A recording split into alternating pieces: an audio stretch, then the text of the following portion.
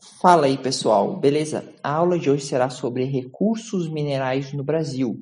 A gente vai dar um foco bastante grande na espacialização desses recursos, ou seja, como esses recursos se dão no território brasileiro, ok? E nos grandes projetos minerais do Brasil, que são os assuntos-chave dentro desse tema que são os recursos minerais no Brasil.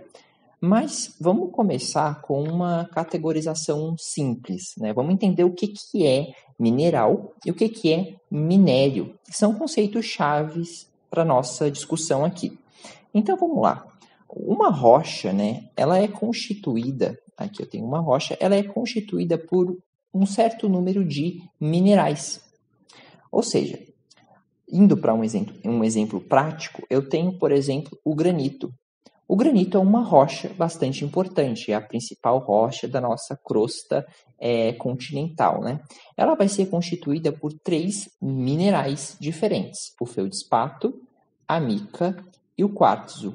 E cada um desses minerais vai ter um conjunto de propriedades muito específica. Alguns deles serão mais duros, outros não serão tão duros assim. Alguns serão mais resistentes, outros não serão tão resistentes assim. Alguns serão mais brilhosos, outros menos, e assim por diante, ok? Então, o conjunto desses minerais é que vão formar o que a gente entende como rocha. E aqui uma fotografia para facilitar. Eu tenho, por exemplo, o feldspato, que é esse mineral de coloração mais acinzentada, em geral também pode ser um pouco mais rosado. Eu tenho a mica, que é esse mineral de cor mais escura, e eu tenho o quartzo, que é um pouco mais difícil de enxergar aqui, que seria um mineral bastante brilhoso, né? Que mexendo a rocha, mudando ela de posição, eu consigo ver um brilho, né, no granito. E esse brilho é causado pelo quartzo, né? Então seriam essas regiões mais brilhosas. Então, notem que cada um, né, dos minerais que compõem o granito tem um conjunto específico de propriedades e juntos eles formam a rocha granito. E isso é válido para todas as rochas, sendo visíveis os minerais ou não, como a rocha basáltica, né, onde a gente não consegue em geral ver os minerais, a diferenciação entre os minerais, mas eles existem e estão lá. Beleza, se eu entendi que isso é um mineral, o que é um minério? É bastante simples. Basicamente, o minério será o mineral com a aplicação econômica. Então, se eu tenho um mineral com uma propriedade específica que faz ele ser muito importante para a indústria, por exemplo, eu tenho um minério. Bastante simples, né? Minério é o mineral com aplicação econômica, beleza? Entendendo isso, vamos entender historicamente como se deu a exploração mineral no Brasil? Um assunto bastante importante antes da gente ir para a espacialização propriamente dita. Vamos lá. Então, eu tenho aqui a nossa linha do tempo, né? E tem 3 anos aqui que são muito importantes para entender essa cronologia dos recursos minerais no Brasil. O primeiro ano é 1930, que foi quando foi decretado o Código de Minas. O Código de Minas dizia que, a partir dessa data, todo o recurso mineral encontrado no subsolo, ok, do território brasileiro pertencerá à União. Isso quer dizer que se uma pessoa ou uma empresa, qualquer coisa que for, encontrar no subsolo, no seu terreno, por exemplo, uma pessoa encontra petróleo no seu terreno, encontra minério de ferro no seu terreno, encontra, sei lá, qualquer coisa, ouro no seu terreno, no subsolo, isso pertence ao governo, pertence à União. Não pertence à pessoa. Afinal, quando a pessoa física, né, comprou o terreno, ela comprou a superfície do terreno e não as camadas internas, né? Então, a gente tem o Código de Minas decretando esse pertencimento à União, ao governo brasileiro, de tudo que for encontrado no subsolo do país. Em 1937 acontece outra coisa muito importante. A gente tem a exclusividade nacional da exploração. Isso quer dizer o quê? Que apenas empresas nacionais, estatais, pertencentes ao governo brasileiro vão poder explorar os recursos minerais do país, ok? Isso quer dizer que não pode ter uma empresa privada ou uma empresa estrangeira na exploração. Isso vai demorar e vai durar por muito tempo, por muitos governos de diferentes orientações políticas, até que em 1995 a gente tem a quebra desse monopólio estatal. A partir dessa data, empresas de fora, ok, da esfera estatal, ou seja, empresas privadas, inclusive empresas estrangeiras, empresas americanas, empresas holandesas, empresas inglesas, enfim, vão poder explorar os recursos minerais do Brasil e ter lucro a partir deles. Essas são as 3 datas mais importantes, mas a gente tem alguns momentos aqui que são também importantes ressaltar. Entre 1937 e 1935, operou uma empresa muito importante, ok? A tal Vale, que existe até hoje. Inclusive, o nome da empresa não era Vale, né? Era Companhia Vale do Rio Doce, que tinha essa sigla aqui, CVRD, Companhia Vale do Rio Doce. E ela foi criada como uma empresa pública no ano de 1942, uma empresa estatal, e continuou sendo estatal até 1997, quando ela foi privatizada, ou seja, ela foi vendida para um grupo privado, ok? E o que acontece aqui? Se a gente analisar bem, existe uma proximidade cronológica entre a criação da Vale, ok? E a exclusividade de produção nacional, aliás, a exclusividade nacional da exploração. Da mesma forma, tem uma proximidade cronológica aqui entre a privatização da Vale e a quebra do monopólio estatal. E é claro que isso não é coincidência, né? Se a gente for analisar, existe todo um contexto político por trás. Enquanto essa exclusividade na exploração foi criada na era Vargas e persistiu na era militar, ou seja, nos governos militares, que eram governos com tendência nacionalista, a partir de 1990, com a eleição do presidente Fernando Collor, a gente tem no Brasil uma mudança nesse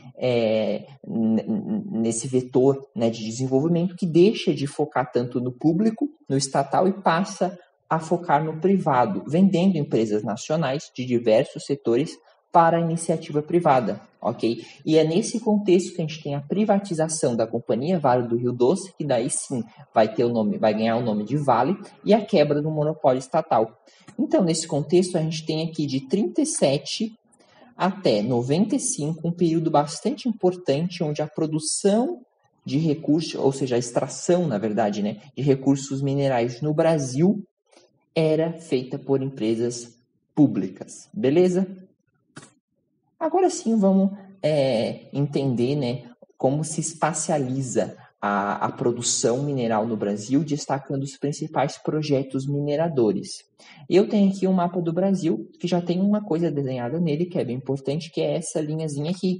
Eu quero que você preste muita atenção nela, porque ela divide o que é o Brasil amazônico, ou seja, o que pertence ao bioma da Amazônia, e o que não pertence ao bioma da Amazônia, o que pertence aos outros biomas, né, que é o centro-sul do Brasil e o nordeste.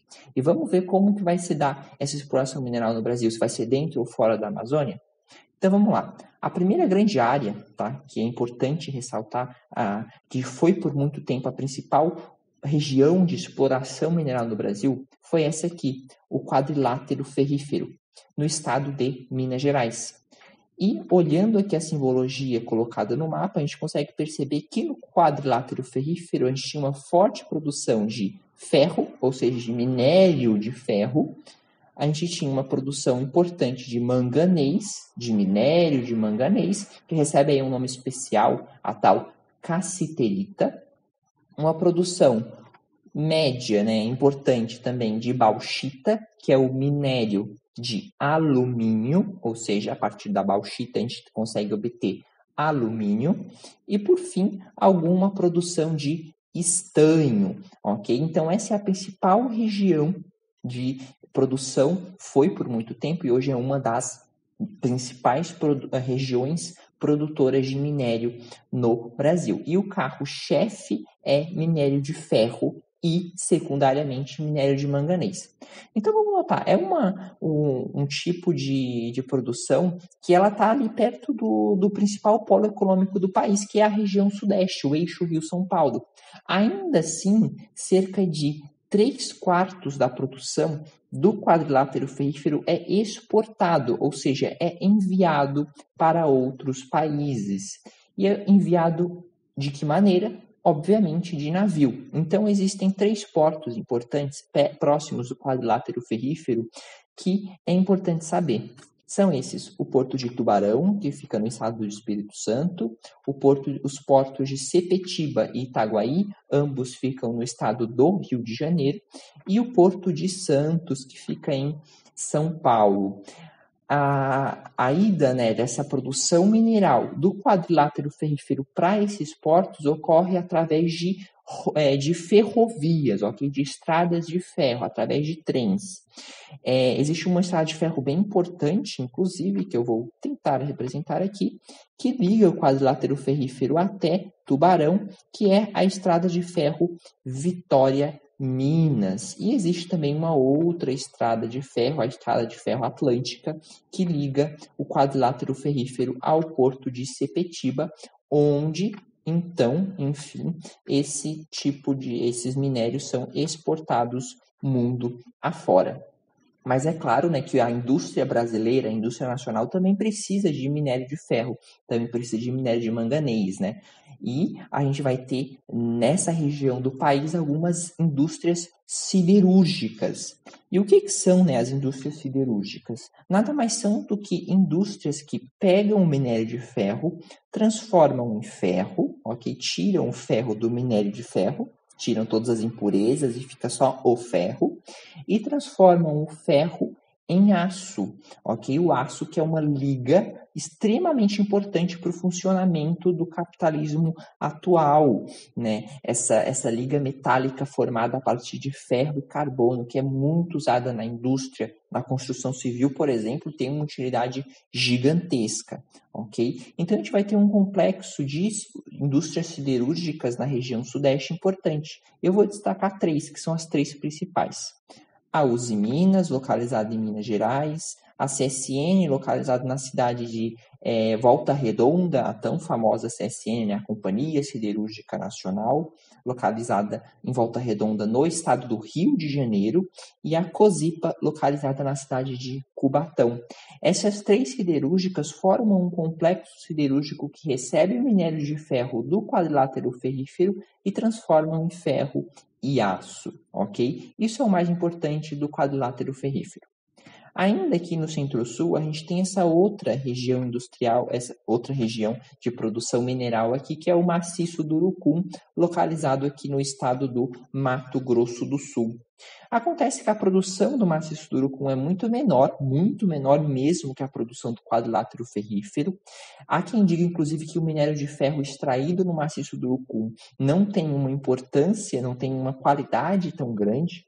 E outra coisa que acaba prejudicando é que não existem ferrovias que transportam a produção do maciço do Urucum para o sudeste brasileiro para ser aproveitado pelas siderúrgicas ou exportado para outros países. Então, o que acontece para outros países de outros continentes, né? Então, o que acontece? A produção do maciço do Urucum acaba sendo voltada para alimentar nossos países vizinhos. O Brasil exporta a produção do maciço do Urucum para a Bolívia, para a Argentina e para o Paraguai.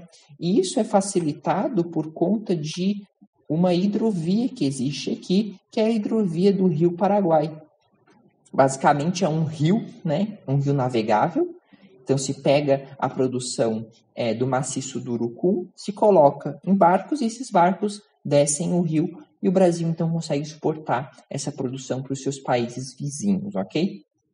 E aqui eu tenho provavelmente a principal área de exploração mineral do Brasil, que é a Serra de Carajás, onde existiu, durante o período militar, o chamado Projeto Grande Carajás, que era um projeto que objetivava ocupar a região amazônica, que tinha a ver com os interesses nacionalistas dos militares de integração nacional. Esse projeto tinha como carro-chefe a produção mineral, mas também previa a criação de um cinturão agrícola naquela região e também da criação de cidades. O fato é que Carajás, agora notem já dentro aqui do bioma amazônico, né, localizado no sul do estado do Pará, ok? Tinha uma produção e tem uma produção mineral muito grande. É um conjunto de jazidas minerais de extrema importância, que fez o Brasil virar um dos maiores produtores de minério de ferro e de manganês, por exemplo, que são os dois principais minérios que encontramos na região.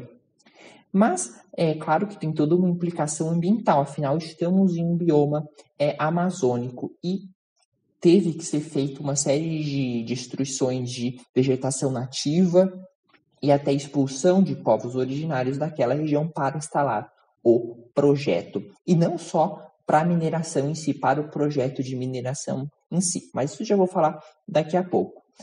A produção da Serra de Carajás, ela é exportada pelo porto de Itaqui, no estado do Maranhão. E o minério chega até lá através de estradas de ferro. No caso, aqui é a estrada de ferro de Carajás, justamente, que leva o minério de Carajás para Itaqui e de Itaqui exporta para o mundo inteiro. Vamos lembrar que a imensa maior parte da produção de Carajás é para a exportação. E agora chega aquele ponto que eu disse que já ia falar, que é a questão dos impactos que as obras de infraestrutura de Carajás acabaram causando. E talvez a principal delas seja a usina hidrelétrica de Tucuruí, que já foi tema de uma aula nossa sobre fontes de energia, sobre questão energética brasileira, né? A usina de Tucuruí ela foi criada para abastecer e para fazer possível a operação da mineração em Carajás e das indústrias que surgiram no entorno ali na região norte. Isso porque, diferentemente da região sudeste, que tem já uma disponibilidade de energia muito forte, a região norte não tem. Então foi necessário construir uma usina de energia hidrelétrica, de produção de energia elétrica através do modal hidráulico, ok, para alimentar esse projeto minerador e os outros que surgiram no estado do Pará. E aí a grande polêmica, ok? Mas não é só de Carajás que vive a mineração no estado do Pará. A gente também tem uma área extremamente importante que é a área de Trombetas, do rio Trombetas, onde a gente tem uma forte produção de bauxita, que é o minério de alumínio, ok? E é um minério que necessita ir para extração, principalmente para a transformação de muita energia. E por isso a usina de Tucuruí foi construída, né? A produção de trombetas ela é em geral exportada e usa como principal porto o porto de Vila do Conde, no estado do Pará, ok? E da mesma forma que o sudeste brasileiro vai ter um conjunto de indústrias siderúrgicas de importância, a região norte e o estado do Maranhão, especialmente, na verdade, o Pará e o Maranhão, vão ter um conjunto forte de indústrias de alumínio, ok? E aqui eu localizei algumas. No estado do Pará, a Alunorte e a Albrás, e no estado aqui do Maranhão, a Alumar, que tem uma participação americana bastante forte.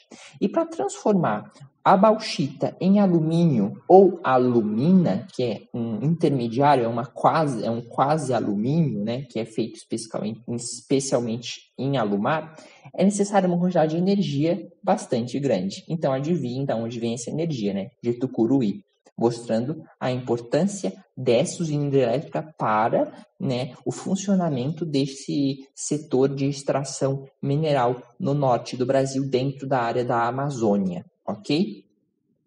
E é válido salientar, né, que a maior parte dessa produção de alumínio, feito nessas indústrias de alumínio, vai para o Japão, que é o maior comprador do Brasil, ok? E a gente tem uma outra área de extração mineral que já foi muito importante, mas hoje não é, que é a Serra do Navio, no estado do Amapá, que se produzia com muita intensidade Manganês, minério de manganês. Acontece que, se na década de 50 e 60 essa área de extração era extremamente importante, hoje não é mais porque ela se esgotou. Não existe mais manganês na Serra do Navio. A produção era exportada pelo Porto de Santana, que é um porto localizado no estado do Amapá. Hoje, o que sobrou aí foi toda uma comunidade, né, que se mudou para a Serra do Navio para exploração mineral, e hoje não tem mais uma atividade econômica para movimentar aquela economia, levando à pobreza. Ainda assim, a produção de manganês no Brasil continua em Carajás e em outras regiões ali do sul do Pará. Aqui eu também destaco duas regiões no estado do Amazonas e no estado de Rondônia de produção de estanho, que não são tão relevantes como essas regiões que eu já destaquei, mas vale salientar também essa produção. E vamos, olhando assim, né, o mapa em panorama geral, a gente consegue ver que existe muita produção mineral concentrada na Amazônia, ok? Concentrado no bioma amazônico e criando uma grande questão ambiental. Ok, de um lado, a mineração, uma atividade importante para a nossa economia, importante para o nosso PIB, ok, mas ao mesmo tempo uma atividade que degrada com muita intensidade o meio ambiente, necessitando aí a construção de uma hidrelétrica que inunda uma área importante de vegetação. E se houver algum tipo de população nativa, ela acaba sendo expulsa, além, claro, do impacto da própria mineração, de criar uma cava, de criar um buraco, né, na floresta para ocorrer a mineração, um buraco aí de um diâmetro muito grande, de centenas de metros de diâmetro. Então, existe toda essa questão ambiental envolvida ali com a exploração mineral na Amazônia. E por último, também destacando o sal marinho, que tem uma produção importante aqui no Rio Grande do Norte, né? E também aqui, está meio escondidinho, no estado do Rio de Janeiro, ok? Agora, claro que falar de mineração no Brasil, né? A gente não pode deixar de também citar as tragédias em Minas Gerais, ok? Especialmente em Mariana e em Brumadinho, que nos trouxeram aquelas imagens aterrorizantes de vilarejos tomados por lama. Mas, de fato, o que foi essa tragédia, né? Ocorreu o rompimento de uma barragem de rejeitos, uma em Mariana e uma em Brumadinho. Tá, beleza, mas o que é uma barragem de rejeitos, né? Então, a mineração, quando ela está ali acontecendo, além do minério, eu tenho muito rejeito, coisas que não são minério, que não são interessantes economicamente, que precisam ir para algum lugar, que não pode ser a própria cava de mineração, né, o próprio buraco de onde foi tirado. Então, são criadas áreas, né, onde se depositam esses rejeitos junto com a água, que aqui nesse esquema seria representado nessa parte aqui. E para impedir que isso extravase, são criadas essas tais barragens, que funcionam de maneira similar à barragem de hidrelétrica. Só que a barragem de uma hidrelétrica impede que a água caia. Aqui, o que essas barragens impedem é que os rejeitos de minério, ou seja, o que sobra da exploração mineral mais água, acaba extravasando. Acontece que, por conta de uma falta de fiscalização, por conta de falta de até comprometimento das empresas operadoras nesses casos, uma dessas barragens se rompeu e tudo que existia aqui, rejeito de minério, acabou extravasando e descendo com uma velocidade muito forte, rio abaixo. Ambas as tragédias aconteceram na bacia hidrográfica do rio Doce, criando aí um fluxo de lama extremamente forte que acabou com a vida do rio, a fauna e a flora existente no rio, além de um impacto antrópico muito grande. Ambas as barragens administradas pela empresa Vale, a mesma que foi privatizada na década de 90, como nós já vimos, ok? E isso é um resumão do mais importante sobre recursos minerais no Brasil e projetos mineradores. Eu espero que você tenha gostado. Se gostou, dê like no vídeo, se inscreva no canal e compartilhe, que isso ajude bastante a gente. Muito obrigado e até a próxima.